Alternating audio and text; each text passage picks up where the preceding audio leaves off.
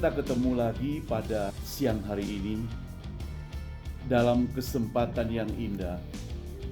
Saya mau mengajak kita bersama-sama merenungkan satu bagian firman Tuhan yang terambil di dalam Yakobus pasal 3. Saya bacakan buat saudara ya. Yakobus pasal 3. Dikatakan begini, saudara-saudaraku, janganlah banyak orang di antara kamu mau menjadi guru. Sebab kita tahu bahwa sebagai guru kita akan dihakimi menurut ukuran yang lebih berat.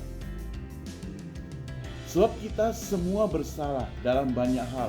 Barang siapa tidak bersalah dalam perkataannya, ia adalah orang sempurna yang dapat juga mengendalikan seluruh tubuhnya. Kita mengenakan kekang pada mulut kuda sehingga ia menurut kehendak kita. Dengan jalan demikian kita dapat juga mengendalikan seluruh tubuhnya. Dan lihat saja kapal-kapal walaupun amat besar dan digerakkan oleh angin keras, namun dapat dikendalikan oleh kemudi yang amat kecil menurut kehendak jurumudi. Demikian juga lidah, walaupun suatu anggota kecil dari tubuh, namun dapat memegahkan perkara-perkara yang besar. Sampai di sini dulu pembacaan firman Tuhan, saudara. Saudara, pasal yang ketiga ini sudah berbicara tentang dosa karena lidah. Dikatakan jangan banyak orang di antara kamu mau menjadi guru. Saya coba menelusuri kenapa dikatakan jangan menjadi guru. Saudara, sebab guru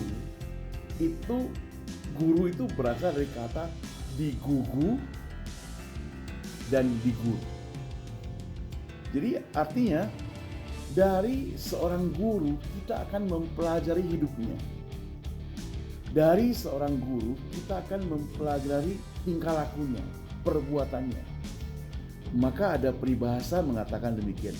Guru kencing berdiri, maka murid apa?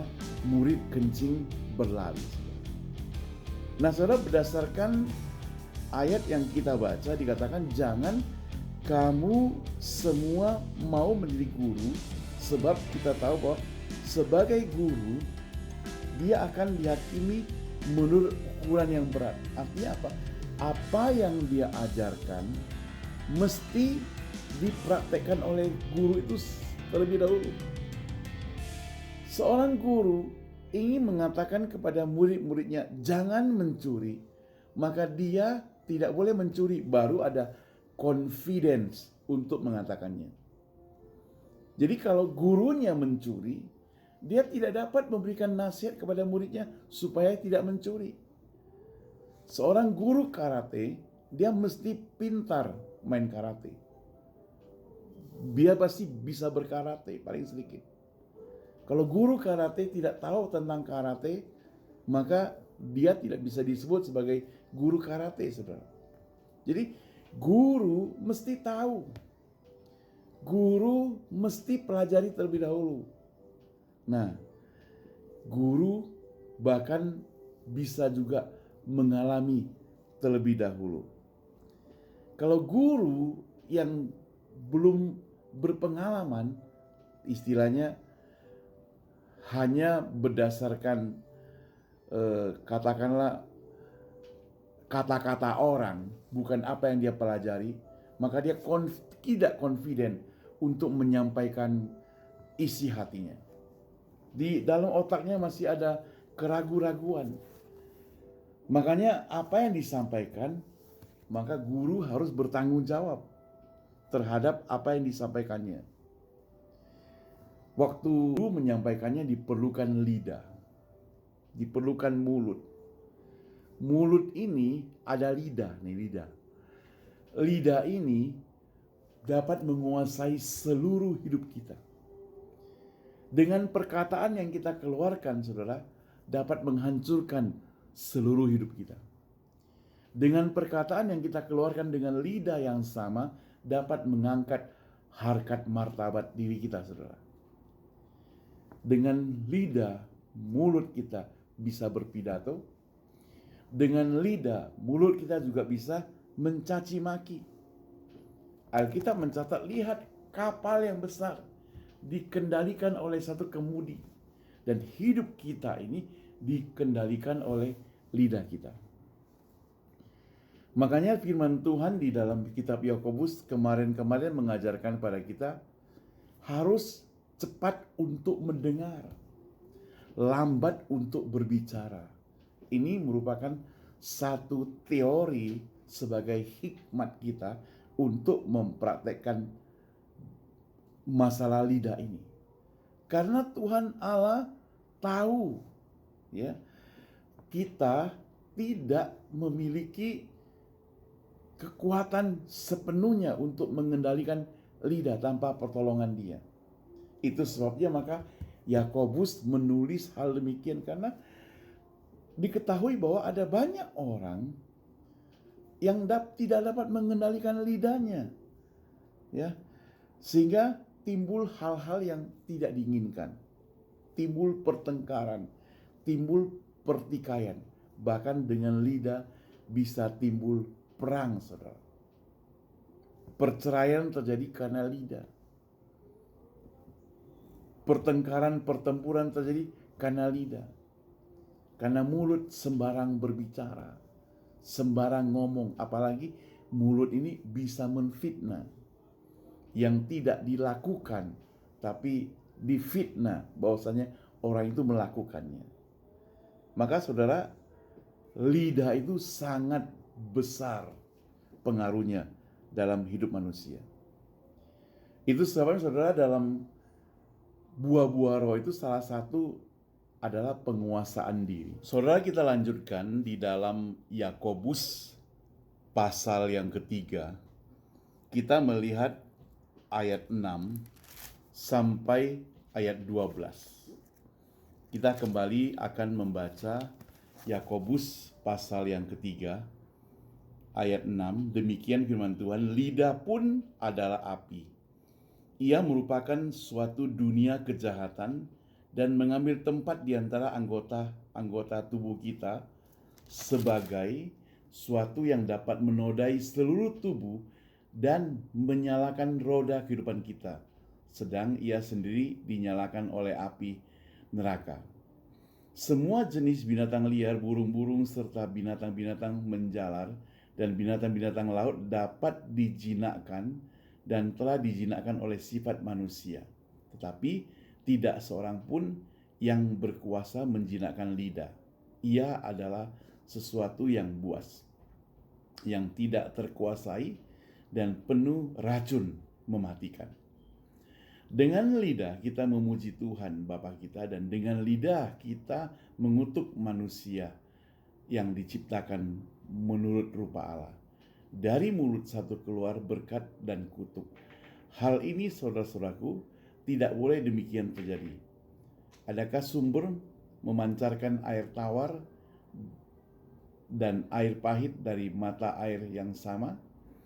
Saudara-saudaraku, adakah pohon ara dapat menghasilkan buah zaitun, dan adakah pohon anggur dapat menghasilkan buah ara?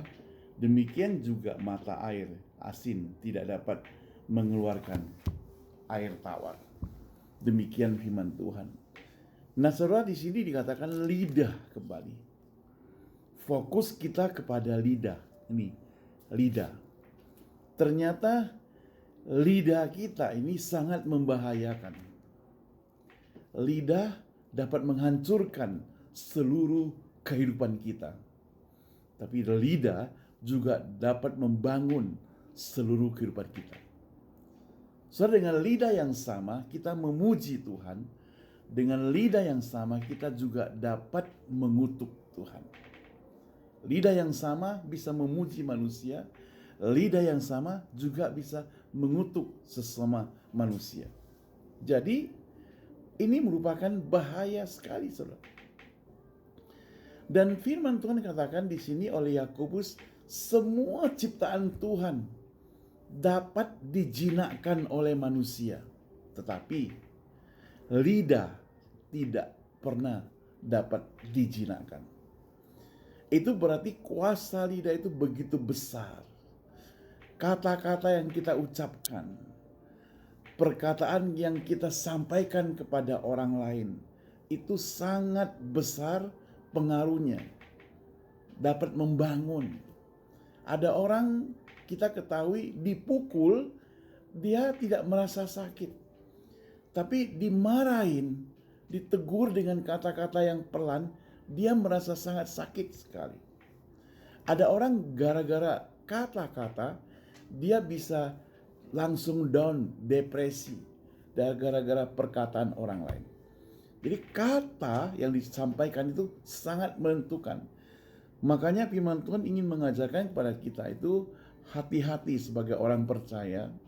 Tuhan tidak mengajarkan kita pakai lidah itu untuk mencaci. Tapi Tuhan mengajarkan pada kita, pakailah lidahmu untuk memuji Tuhan. Saudara yang saya kasih Tuhan, lidah tidak bertulang. Dengan lidah yang tidak bertulang itu, maka mungkin diistilahkan dengan cepat sekali dapat mengubah. Kita tidak bisa mendeteksi dia. Kita tidak dapat memperkirakan dia. Kadang-kadang begitu cepat orang berbicara, begitu cepat orang ngobrol, begitu cepat orang menyampaikan kata-kata, maka satu kata saja dapat menyakiti hati orang. Pertemanan yang berpuluh-puluh tahun, pertemanan yang berpuluh-puluh tahun lamanya dapat hancur gara-gara perkataan yang satu itu. Makanya perlu dijaga dengan baik-baik. Lalu bagaimana sikap kita dalam hal menjaga lidah? Apalagi kita sebagai manusia tidak dapat mengendalikannya. Saudara, kita sebagai orang percaya, memang benar kita tidak dapat mengendalikan lidah kita. Tapi kita punya Tuhan, kita punya Tuhan Yesus, kita punya Roh Kudus, minta kekuatan daripada Dia untuk membantu kita mengendalikan lidah kita. Kita belajar tentang apa yang disebut dengan penguasaan diri. Belajar tentang apa yang disebut dengan sabar.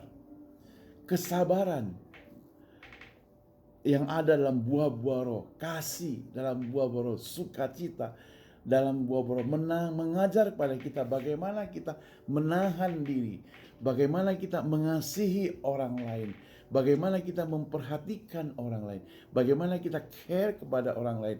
Maka dengan segala perbuatan-perbuatan yang berbuah kebaikan tersebut, saudara, maka kita dapat menjaga lidah kita itu dengan baik-baik, tidak sampai menyakiti. Kalau kita punya kasih, maka kata-kata yang kita ucapkan tidak mungkin menyakiti. Hanya karena ada kebencian, maka kata-kata itu menyakiti. Saudara yang saya kasih Tuhan, orang yang mendengar perkataan kita juga demikian. Karena dia berpikiran negatif, berpikir bahwa orang akan mencaci dia, maka sebenarnya perkataan orang yang bagus pun kadang-kadang dia anggap sebagai satu cacian.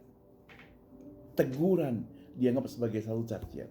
Waktu teman dengan teman yang lain sedang berkawan, nasihat apapun yang kita berikan pada dia, mungkin dia bisa terima dengan sebaik-baiknya. Tetapi saudara, ketika musuh sudah terjadi, maka apa yang dia katakan, teman katakan, atau lawan yang mengatakan, apapun yang dia katakan, apapun yang diucapkan akan disebut sebagai kesalahan. Saudara yang saya kasih Tuhan, beberapa waktu yang lalu saya perhatikan di media sosial viral. Gubernur Jakarta itu sedang masuk ke perkampungan begitu. Tiba-tiba dengan melambai-lambaikan tangan ke orang-orang dan sebagainya, dia terperosok masuk ke got. Saudara, sebagai sahabat, orang yang dekat dengan dia, mungkin orang yang mendukung dia, pasti merasa kasihan, akan menolong dia dan sebagainya. Tapi di pihak lain mungkin sebagai lawannya akan mencaci dia. Itu karma, itu kualat itu. Itu karena ini dan sebagainya. Jadi satu hal yang terjadi, lidah kita itu pun punya berbagai perspektif yang berbeda. Dengan lidah yang sama, kita bisa memuji orang itu.